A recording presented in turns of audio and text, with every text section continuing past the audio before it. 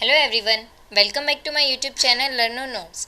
तो अपनी पिछली वीडियो में हम क्लास 10th बायोलॉजी का चैप्टर नंबर 6 कर रहे थे, जिसके अंदर हमने रेस्पिरेशन के बारे में पढ़ा था और ह्यूमन रेस्पिरेटरी सिस्टम के बारे में हम पढ़ चुके थे। आज हम करेंगे ब्रीदिंग।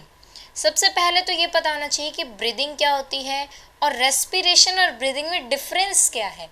सबसे पहले हम ब्रीदिंग की डेफिनेशन देखते हैं। Breathing is a physical process which involves inhalation and exhalation of gases. Breathing क्या है? एक सिर्फ फिजिकल प्रोसेस है जिसमें क्या क्या चीज़ें इन्वॉल्व है? इनहेलेशन और एक्सहेलेशन, यानी कि गैसेस को इनहेल करना और एक्सहेल करना, यानी गैसेस को अपनी बॉडी के अंदर लेके जाना और एक्सहेल यानी कि बॉडी के आउटसाइड लेके जाना।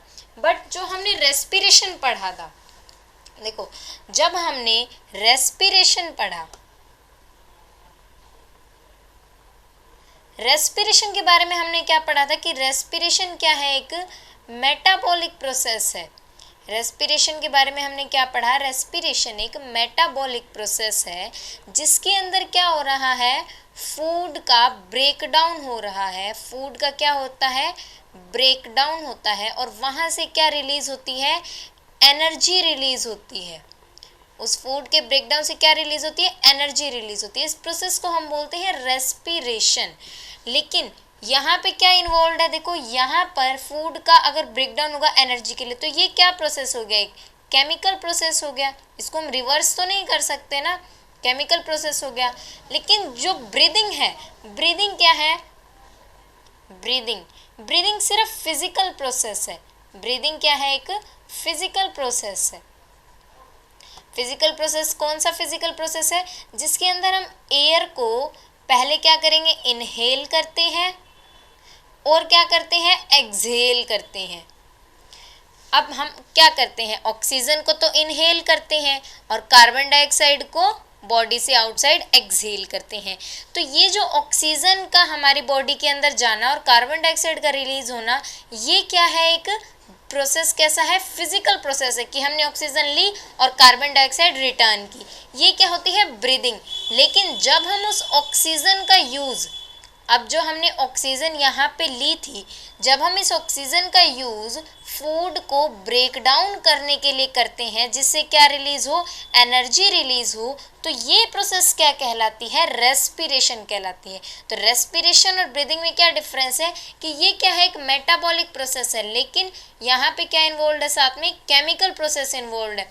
फूड का ब्रेकडाउन हो रहा है एनर्जी रिलीज करने के लिए। लेकिन ब्रीदिंग क्या है? ब्रीदिंग तो सिर्फ ऑक्सीजन का इनहेल और CO2 का एक्सहेल। इस प्रोसेस को हम क्या बोलते हैं? ब्रीदिंग बोलते हैं। तो ब्रीदिंग और रेस्पिरेशन में दोनों में डिफरेंस है। ब्रीदिंग और रेस्पिरेशन को हम एक नहीं ले सकते।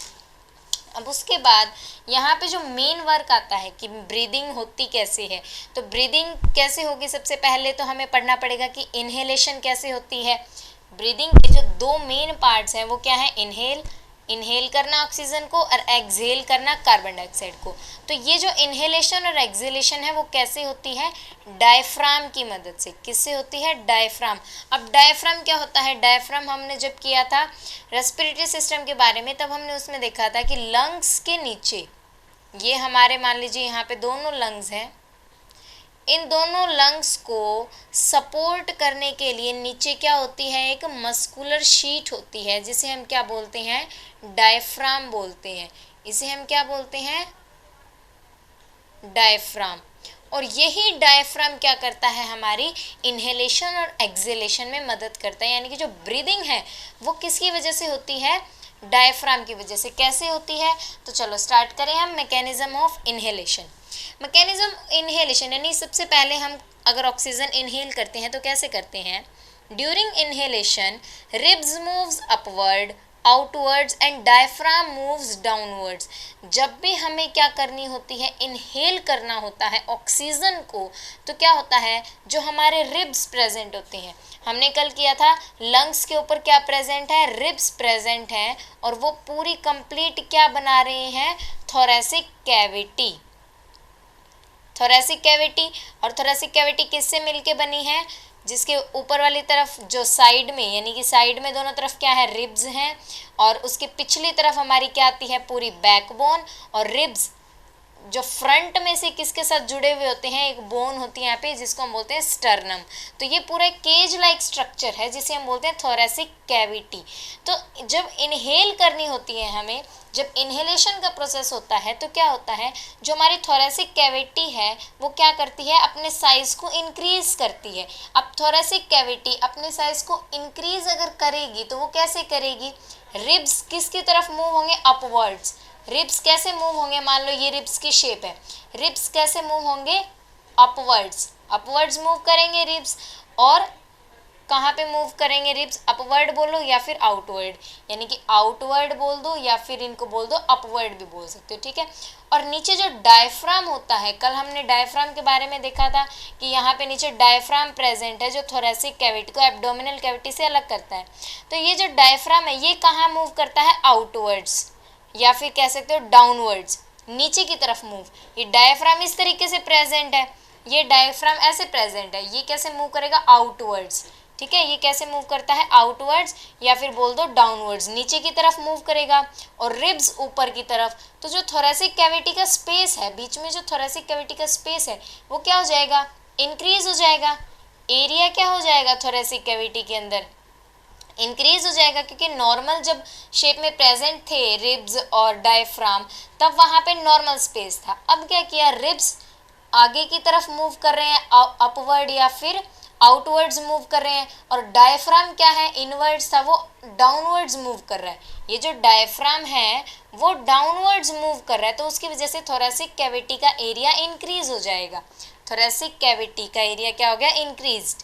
तो जिसकी वजह से अब जैसे ही आपने फिजिक्स में पढ़ा होगा कि एरिया इंक्रीज होता है तो प्रेशर डिक्रीज होता है, area is inversely proportional to pressure. जैसे जैसे हम एरिया को इंक्रीज करते हैं तो प्रेशर उतना ही डिक्रीज होता है। यानी अब size of thoracic cavity increase हो गया, यानी वहाँ का जो थोरेसिक कैविटी का एरिया है वो इंक्रीज हो गया, तो उसकी वजह से क्या हुआ, थोरेसिक कैविटी के अंदर एक लो प्रेशर क्रिएट हो गया। साइज इंक्रीज होता है तो प्रेशर डिक्रीज होता है, यानी थोरेसिक कैविटी के अंदर एक लो प्रेशर एरिया बन गया। Low pressure is created in thoracic cavity as compare to the atmosphere. अब मैंने एक बात बताई थी, जब भी हमारी बॉडी के अंदर ये एनवायरनमेंट में एक बैलेंस का सिस्टम होता है। अब हमारी बॉडी के अंदर क्या है, प्रेशर कम है। मान लो ये जो हमारी थोरेसिक कैविटी थी, ये जो हमने बनाई अभी, इस थोरेसिक कैविटी के अंदर प्रेशर कम है। अगर हम बॉडी के बाहर देखें तो एटमॉस्फेयर का जो प्रेशर है वो तो उतना ही है, वहाँ पे तो कोई फ़र्क नहीं पड़ा ना, एटमॉस्फेयर का प्रेशर तो सेम है। लेकिन हमारी बॉडी की थोरेसिक कैविटी जो है उसके अंदर प्रेशर क्या हो गया, कम हो गया। तो ये प्रेशर यहाँ पे कम हो गया, बाहर प्रेशर ज़्यादा है, तो बाहर की जो एयर है कहाँ पे एंटर कर जाएगी, लो प्रेशर एरिया में। यहाँ पे किस लिए करती है, एक बैलेंसिंग का सिस्टम होता है। आप कहीं भी देखो हमेशा आपको एक बैलेंस दिखाई देता है। अगर बाहर किस चीज़ की कंसंट्रेशन हाई हो जाती है तो अगर हमारी बॉडी में उस चीज़ की कंसंट्रेशन लो है तो वो चीज़ हमेशा हायर कंसंट्रेशन से लोअर कंसंट्रेशन की तरफ जाती है। तो सेम ही ऐसा हुआ है यहाँ पे, हमारी बॉडी के अंदर तो एक लो प्रेशर क्रिएट हो गया, बाहर एयर का जो प्रेशर है वो हाई है, तो एयर क्या करेगी, हाई प्रेशर एरिया से लो प्रेशर एरिया के अंदर ट्रैवल करेगी, और जिसकी वजह से जो बाहर O2 ऑक्सीजन प्रेजेंट है वो हमारी बॉडी के अंदर लंग्स के अंदर एंटर करेगी। यानी कि air moves from its higher pressure to lower pressure. बाहर एयर का प्रेशर ज़्यादा है एटमॉस्फेयर में as compare to inside our thoracic cavity. तो एयर कहाँ मूव करेगी, हायर प्रेशर से लोअर प्रेशर की तरफ, और जिसकी वजह से क्या होता है, इनहेलेशन होती है। यानी एयर अगर हमारी बॉडी में एंटर करेगी तो हम उस प्रोसेस को क्या बोलेंगे, इनहेलेशन, यानी हमने किसी गैस को इनहेल किया है, ठीक है। अब नेक्स्ट सेम इसी तरीके से क्या होता है, मैकेनिज्म ऑफ एक्सहेलेशन। एक्सहेलेशन का क्या मतलब होता है, जो एयर अब हमने हमारी बॉडी के अंदर ली है उसको फिर से हमारी बॉडी से बाहर निकालना।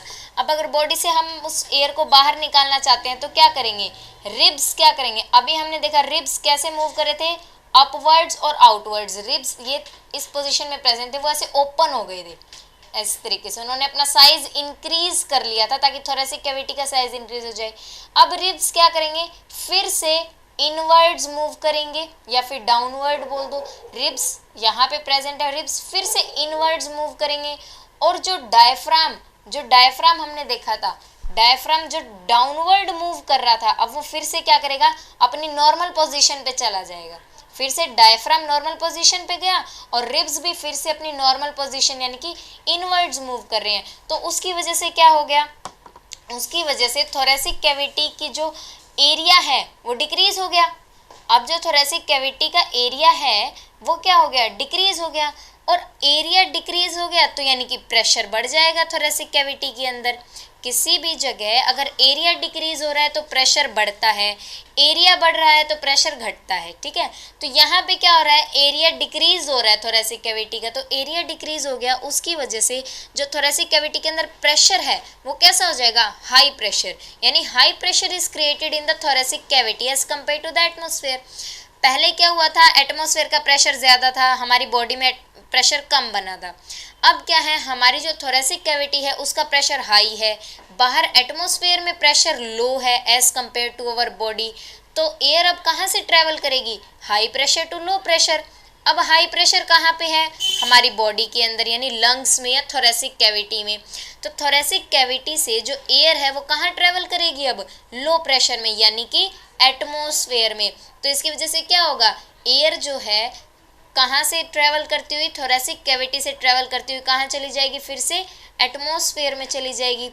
और इसके थ्रू हम क्या करेंगे, कार्बन डाइऑक्साइड को अपनी बॉडी के आउटसाइड एक्सपेल कर देंगे यानी कि एक्सहेल कर देंगे। तो इस वजह से क्या होती है, एक्सहेलेशन होती है। यानी इनहेलेशन और एक्सहेलेशन किसका वर्क है मेन यहाँ पे, थोरेसिक कैविटी का। जैसे ही थोरेसिक कैविटी अपना साइज इंक्रीज करती है तो वहाँ पे क्या होती है, थोरेसिक कैविटी ने साइज इंक्रीज किया तो वहाँ पे क्या क्रिएट हुआ, लो प्रेशर, क्योंकि साइज बढ़ता है तो प्रेशर घटता है। तो ये वहाँ पे क्या क्रिएट हो गया, लो प्रेशर। और एयर कहाँ से कहाँ ट्रैवल करती है, हायर प्रेशर से लो प्रेशर में। और हायर प्रेशर कहाँ पे है, एटमॉस्फेयर में। तो एटमॉस्फेयर से एयर कहाँ आ जाएगी, थोरेसिक कैविटी में, जिसकी वजह से क्या हो गया, ये इनहेलेशन। और जैसे ही थोरेसिक कैविटी ने अपना साइज डिक्रीज किया तो साइज डिक्रीज तो यानी कि क्या हो गया, यहाँ पे प्रेशर इंक्रीज हो गया। और प्रेशर इंक्रीज हो गया तो एयर कहाँ से कहाँ ट्रैवल करेगी, थोरेसिक कैविटी से लोअर प्रेशर में, जो कहाँ पे है, एटमॉस्फेयर में। तो यहाँ से क्या हो जाएगी, एक्सहेलेशन हो जाएगी। तो ये था mechanism of inhalation and exhalation, जो मेनली किसकी मदद से होता है, डायफ्राम की हेल्प से और रिब्स की मूवमेंट की हेल्प से, ठीक है। अब हम कुछ मेन पॉइंट्स हैं इस चैप्टर से रिलेटेड वो भी डिस्कस कर लेते हैं। कुछ एक पॉइंट्स हमारे रहते हैं इसमें।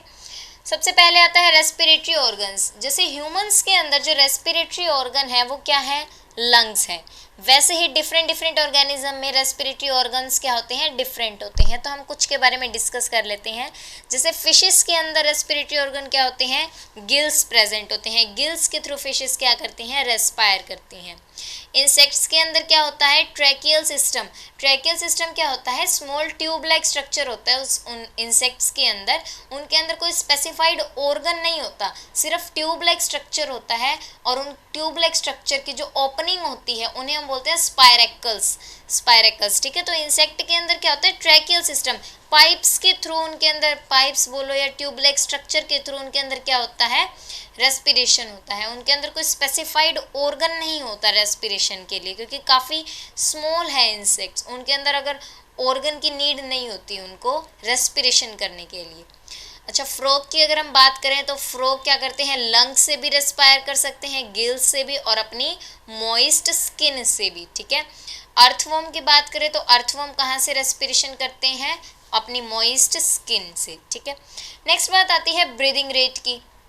ब्रीदिंग रेट क्या होता है, अमाउंट ऑफ ऑक्सीजन अपॉन में number of breath per minute, ठीक है। ब्रीदिंग रेट का जो नॉर्मल फॉर्मूला है वो क्या है, amount of oxygen divided by में number of breath per minute, ठीक है। और जो नॉर्मल ब्रीदिंग रेट है वो कितना होता है, 12 to 16 ब्रेथ पर मिनट। यानी एक मिनट के अंदर एक नॉर्मल जो पर्सन है जो कि कोई हाई एक्सरसाइज नहीं कर रहा है, क्योंकि अगर हम एक्सरसाइज करते हैं तो हम, आपने देखा होगा, तेज़ी से हाँफने लग जाते हैं, जल्दी जल्दी सांस लेते हैं। तो यहाँ पे वो नहीं देर का, नॉर्मल बॉडी जो ब्रीदिंग रेट है बॉडी का वो कितना होता है, 12 to 16 breath per minute. The instrument use to measure breathing rate is spirometer, और वो इंस्ट्रूमेंट जिसकी मदद से हम क्या करें, ब्रीदिंग रेट को मेजर कर सकें, उसे हम क्या बोलते हैं, स्पायरोमीटर बोलते हैं। ठीक है, अब हमने बात करी, अभी तक जो भी हम बातें कर रहे थे वो किसके बारे में कर रहे थे, रेस्पिरेशन इन ह्यूमन बींग्स। अभी हमने ऊपर पढ़ा कुछ एक एनिमल्स के बारे में भी कि उनके अंदर कैसी होती है। अब बात आती है प्लांट्स के अंदर रेस्पिरेशन की। तो प्लांट्स के अंदर रेस्पिरेशन कैसे होगी। अब आप सोच रहे होगे कि प्लांट्स तो कार्बन डाइऑक्साइड लेते हैं, तो कार्बन डाइऑक्साइड लेते तो प्लांट्स तो ऑक्सीजन रिलीज करते हैं, बट यहाँ पे क्या होता है, प्लांट्स ऑक्सीजन भी यूज़ करते हैं। देखो कैसे करते हैं प्लांट्स ऑक्सीजन यूज़। प्लांट्स का क्या होता है, हम डे टाइम की अगर हम बात करें, डे टाइम को अगर हम बात करें तो डे टाइम में प्लांट्स क्या करते हैं, सनलाइट की प्रेजेंस में क्या प्रिपेयर करते हैं, वो अपना फूड प्रिपेयर करते हैं। कैसे, फोटोसिंथेसिस करके, फोटोसिंथेसिस प्रोसेस करके। ये हम पहले पढ़ चुके हैं सारा न्यूट्रिशन में। फोटोसिंथेसिस हुई प्लांट्स में, क्या फॉर्म होता है वहाँ से, ग्लूकोज की फॉर्मेशन, C6H12O6, प्लस में क्या रिलीज करते हैं, ऑक्सीजन प्लस वाटर। ठीक है, अब यहाँ पे जो ऑक्सीजन रिलीज होती है, प्लांट्स ने क्या ली, कार्बन डाइऑक्साइड ली। उस कार्बन डाइऑक्साइड, प्लांट्स ने क्या लिया, कार्बन डाइऑक्साइड ली, लेकिन उन्होंने रिलीज क्या की, ऑक्सीजन की। लेकिन यहाँ पे एक बात ये ध्यान रखने वाली है कि प्लांट्स जो हैं सिर्फ अपना फूड प्रिपेयर करने के लिए कार्बन डाइऑक्साइड लेते हैं, रेस्पिरेशन करने के लिए उन्हें भी क्या चाहिए, रेस्पिरेशन क्या होता है, ब्रेकडाउन ऑफ फूड। तो ब्रेकडाउन ऑफ फूड, अगर मान लो ये जो फूड बना है ग्लूकोज, अगर प्लांट्स इस ग्लूकोज से एनर्जी चाहता है, मान लो किसी प्लांट के पार्ट को, ये कोई प्लांट का पार्ट है, उसको एनर्जी चाहिए, तो एनर्जी चाहिए तो उसको इस ग्लूकोज का ब्रेकडाउन करना पड़ेगा।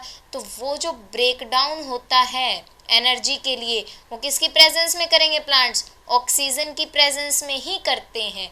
तो यानी अब यहाँ पे क्या हुआ, अब हम तो कहते हैं कि ऑक्सीजन को रिलीज कर देते हैं, तो यहाँ पे ये होता है कि अगर मान लो प्लांट्स ने यहाँ पे ऑक्सीजन रिलीज की 105 ml, इतनी ऑक्सीजन प्लांट्स मान लो यहाँ पे रिलीज हो रही है, तो उसमें से प्लांट्स क्या करते हैं, सिर्फ 5 ml ऑक्सीजन को ही यूज़ करते हैं। बाकी जो 100 ml ऑक्सीजन होती है उसको प्लांट्स क्या कर देते हैं, रिलीज कर देते हैं एटमॉस्फेयर में।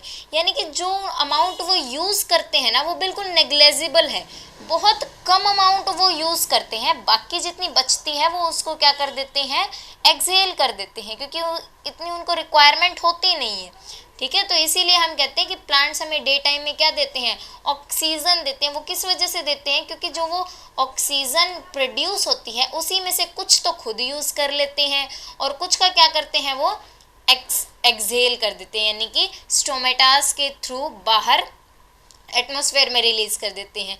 क्यों, क्योंकि उनके पास ऑलरेडी ऑक्सीजन रिलीज हुई है। कार्बन डाइऑक्साइड का यूज़ करके जब उन्होंने फोटोसिंथेसिस किया तो उनके पास ऑलरेडी ऑक्सीजन है, ऑलरेडी ऑक्सीजन रिलीज हुई है, तो उसमें से कुछ तो वो अपने लिए बचा लेंगे। जैसे अगर मान लो हम कोई चीज़ बना रहे हैं, तो हमने मान लो कोई भी चीज़ बनाई, तो उसके अंदर से अगर मान लो हमें जितनी यूज़ करनी है वो हम रख लेंगे अपने पास, बाकी जितनी एक्स्ट्रा बच गई वो हम दे देते हैं। तो ऐसे ही प्लांट्स करते हैं, ऑक्सीजन उनके पास रिलीज हो रही है इसलिए उन्हें एटमॉस्फेयर से लेने की ज़रूरत नहीं पड़ती, तो वो क्या करते हैं, जो थोड़ी बहुत ऑक्सीजन उनको चाहिए वो उसको यूटिलाइज कर लेते हैं, बाकी जितनी बच गई उसको क्या कर देते हैं, एक्सहेल आउट कर देते हैं। लेकिन नाइट में क्या होता है, अब नाइट में डिफरेंस आएगा। नाइट में क्यों, नाइट में फोटोसिंथेसिस तो होता नहीं। फोटोसिंथेसिस क्यों नहीं होता, क्योंकि नाइट में सनलाइट थोड़ी प्रेजेंट होती है, तो फोटोसिंथेसिस होगा नहीं। अब प्लांट्स के पास क्या था, फोटोसिंथेसिस हो रहा था तो वो खुद ही ऑक्सीजन को प्रोड्यूस कर रहे थे, तो इसलिए उनको बाहर से लेने की ज़रूरत ही नहीं थी। अब यहाँ क्या होता है, जब फोटोसिंथेसिस हो नहीं रहा नाइट टाइम में, तो वो क्या करेंगे, अब नाइट में भी उनको अगर एनर्जी की तो नीड होती है, नाइट में भले ही वो फोटोसिंथेसिस ना करें, लेकिन अगर उनको एनर्जी की रिक्वायरमेंट है, उनकी बॉडी को एनर्जी की रिक्वायरमेंट तो हमेशा हमें हर टाइम होती ही है। तो यानी जब उन्हें एनर्जी की रिक्वायरमेंट होगी तब ऑक्सीजन उनके पास खुद से तो प्रोड्यूस हो नहीं रही, जैसे कि ऊपर हमने फोटोसिंथेसिस में किया, वहाँ तो अपने आप ऑक्सीजन प्रोड्यूस कर रहे थे वो। अब ऑक्सीजन प्रोड्यूस तो हो नहीं रही तो उनको एटमॉस्फेयर से लेनी पड़ेगी, इसलिए नाइट के अंदर प्लांट्स क्या करते हैं, ऑक्सीजन को क्या करेंगे, इनहेल करते हैं। यानी डे टाइम में वो क्या करते हैं, ऑक्सीजन को रिलीज करते हैं, भले ही कुछ अमाउंट में मान लो वो यूज़ भी कर लें, लेकिन ज़्यादा अमाउंट में क्या करते हैं, वो रिलीज़ करते हैं। लेकिन नाइट के अंदर क्या करते हैं, सिर्फ वो यूज़ करते हैं, वो नाइट में ऑक्सीजन रिलीज़ नहीं करते। क्यों नहीं करते, क्योंकि फोटोसिंथेसिस तो हो नहीं रहा, उनके पास खुद ही ऑक्सीजन नहीं है, वो खुद ही एटमॉस्फेयर से ले रहे हैं, तो वो रिलीज़ कैसे करेंगे। ठीक है, तो इसका ये मतलब नहीं है कि प्लांट्स रेस्पिरेशन के लिए ऑक्सीजन का यूज़ नहीं करते, प्लांट्स भी रेस्पिरेशन के लिए क्या करते हैं, ऑक्सीजन का यूज़ करते हैं। बट डे टाइम में क्या होता है, जो ऑक्सीजन वो प्रोड्यूस करते हैं उसमें से ही कुछ अमाउंट ले लेते हैं। इसलिए हम कहते हैं कि डे टाइम में प्लांट्स क्या करते हैं, हमें ऑक्सीजन देते हैं। तो यानी देखो यहाँ पे गिवन है कि डे टाइम में जो प्लांट ऑक्सीजन रिलीज़ करते हैं वो तो मान लो 100 ml रिलीज़ करते हैं, और यूज़ वो सिर्फ क्या करते हैं 5 ml ही, यानी जो भी उनकी प्रोड्यूस होती है फोटोसिंथेसिस में उसमें से 5 ml तो खुद यूज़ कर लेंगे और 100 ml वो रिलीज़ कर देंगे, तो यानी कि ज़्यादा अमाउंट में रिलीज़। बट नाइट के अंदर फोटोसिंथेसिस तो होता नहीं, तो इसलिए वो ऑक्सीजन रिलीज़ तो करते ही नहीं है, ऑक्सीजन रिलीज़ नहीं करते, लेकिन एनर्जी के लिए तो उन्हें भी चाहिए ऑक्सीजन, क्योंकि उनको भी रेस्पिरेशन करना है। तो नाइट में वो सिर्फ ऑक्सीजन की क्या करते हैं, इनहेलेशन, यानी सिर्फ ऑक्सीजन को लेते हैं, हमें देते नहीं। ठीक है, तो ये था रेस्पिरेशन इन प्लांट्स, प्लांट्स के अंदर रेस्पिरेशन कैसे होता है। फिर नेक्स्ट पॉइंट्स है कुछ, gases exchange occur in plants by stomata. Plants के अंदर जो गैसेज एक्सचेंज होता है वो किसके थ्रू होता है, स्टोमेटा। स्टोमेटास क्या होते हैं, स्मॉल पोर्स। ये हम न्यूट्रिशन में ही पढ़ चुके हैं कि कैसे स्टोमेटा के थ्रू गैसेज एक्सचेंज होता है। Plants respire to release energy in each and every cell. देखो अभी मैंने कहा प्लांट्स को भी तो एनर्जी चाहिए, इसलिए प्लांट्स में भी क्या होती है, रेस्पिरेशन होती है। ऐसा नहीं है कि प्लांट्स को रेस्पिरेशन नहीं करते, प्लांट्स भी रेस्पिरेशन करते हैं, और वो भी क्या किस लिए करेंगे, हर एक सेल को एनर्जी प्रोवाइड करने के लिए। ठीक है, तो यहाँ पे हमारा जो रेस्पिरेशन टॉपिक है वो कंप्लीट हो गया। नेक्स्ट हम करेंगे सर्कुलेटरी सिस्टम के बारे में। अगर आपको इन टॉपिक्स में कोई भी डाउट हो तो आप पूछ सकते हैं कमेंट बॉक्स में। Thank you.